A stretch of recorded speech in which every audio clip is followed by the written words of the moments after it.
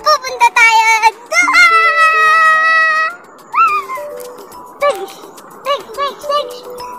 so we're going to go there. Grabe yung English ko, ang galing. We're going to go there.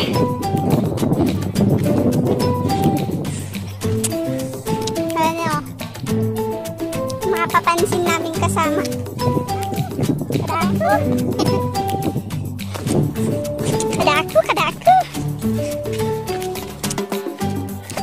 Yes. Kasama ko yung chaperon kong maganda ito. Tagahawak ng tungkod ko, tagahawak ng payong ko, and everything. Yan, video niya. We're going there. We're going to go there. Grabe talaga yung English ko. We're gonna go there. Huwag na tayong mag-English. Nakakahiya masyado. A few moments later. Ayun guys, so medyo malapit-lapit na tayo. Nakakakalahati na tayo. Andun na tayo. Malapit na sa katotohanan. Sakit-sakit ang katawan ko. Ayan, tara na. Iniwan na tayo ng mga kasama natin. Buti na lang may naiwan pa. Pag nagtatragan ka lang ng tungkod pang suporta para hindi tayo mahulog sa maling tao. A few moments later. Ayun guys, so after how many minutes? Ilang minutes na ba? Kasi galing kami dun o dun. Sa may tuktok ng bundok. We came from there. And after how many years nakabalik din ako. Since elementary lang ata ako last nakapunta dito sa ilog na to. Gosh. And now malapit-lapit na kami sa katotohanan. Ang sakit-sakit na ng uhod ko.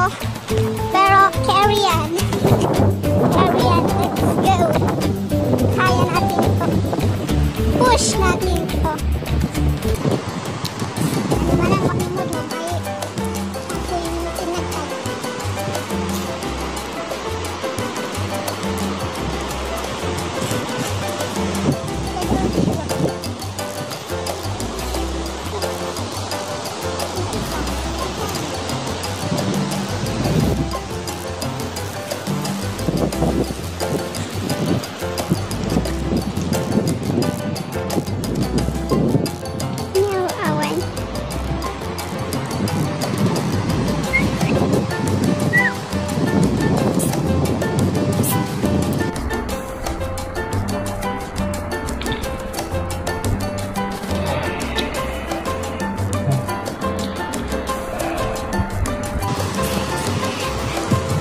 Sarap manulak guys.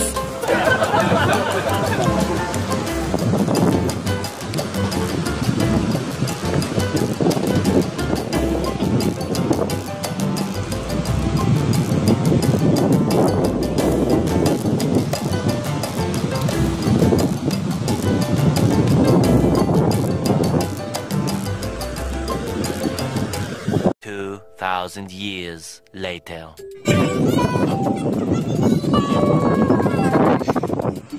May kukwento ako sa inyo guys. Alam niyo nung bata pa ako, dyan ako nalunod. As in dyan sa bandang yan. Muntik na akong mamatay guys. Buti na lang nandun yung pinsan ko para sumagit sa akin. Dyan, as in dyan. Nung bata-bata pa ako, dyan lang kami sa gilid-gilid na liligo. Tapos, pumunta ako dun sa gitna. Ayun, hindi pala ako marunong lumangoy. Eh, nalunod ako. Pero sinave naman ako ng pinsan ko. Thanks to him. Tapos dun rin yan. Dun sa banda.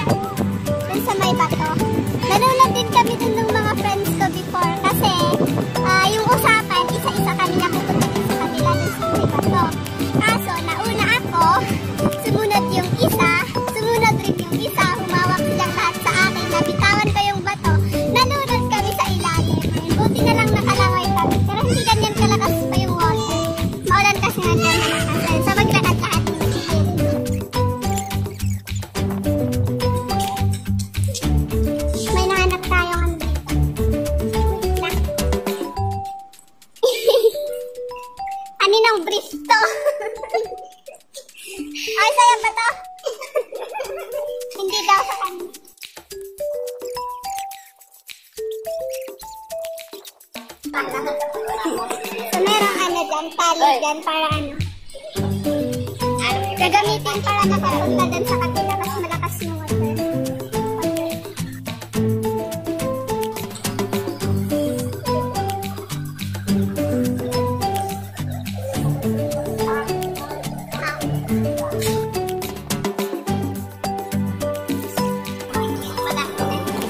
So they're preparing for our ulam daw. Sana all.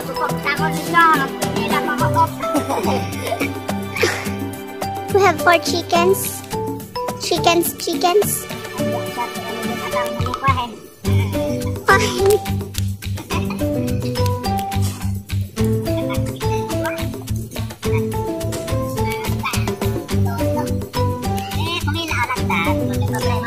Mga masisipag nating brothers.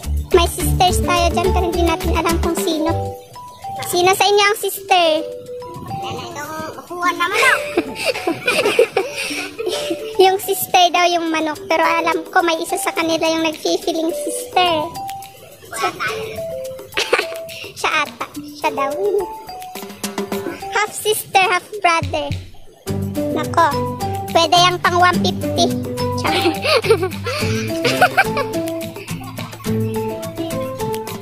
Oh, nagcha-Chinese writing daw siya. Ano to? You want me to teach you? Sige. Window daw naman. Tapos, TV. Ang dami niya nga lang. Ayun. Meron tayong mini house dito. Mini house. May bunga. Baka pwedeng kainin. Char, hindi ata. Bunga lang. So they have their gamits there. Gamits. Yummy.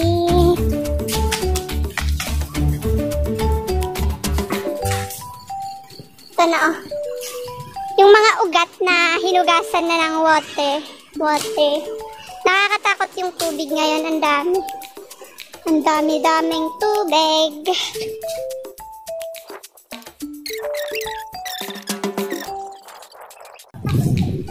Nagchichika-chika. Kasi ito yung lubid.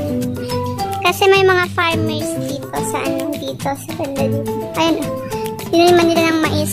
So, pag gusto nilang pumunta sa kabila kasi may rice fields dyan, pag masyadong malakas yung tubig, dito sila kakapit para hindi sila matangay water kasi malakas yung tubig. Ayun mga bata. Tingnan natin yung ginagawa nila dyan.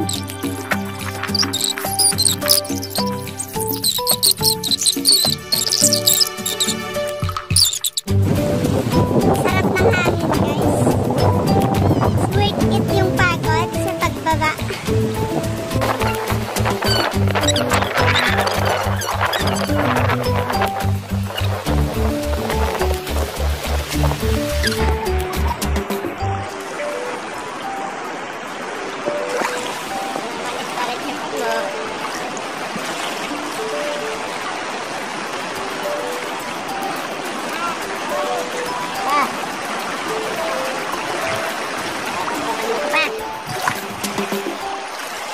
Sa may tuktok ng bundok na yan, dyan po kami nanggaling. Tapos dumaan kami dyan. Hanggang sa daan. Tchanan! Tapos nakarating na kami dito.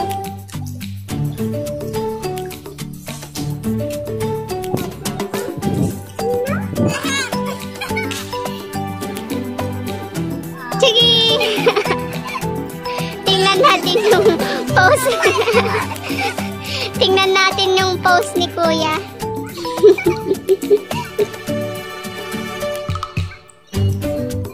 O ano?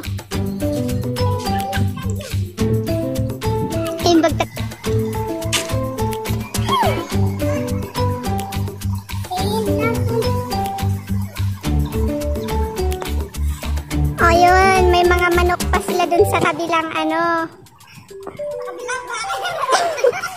Sa kabilang bangil. Tapos ayun si ating ganda na nahuli sa pagbaba. Asan na yun? Say hi!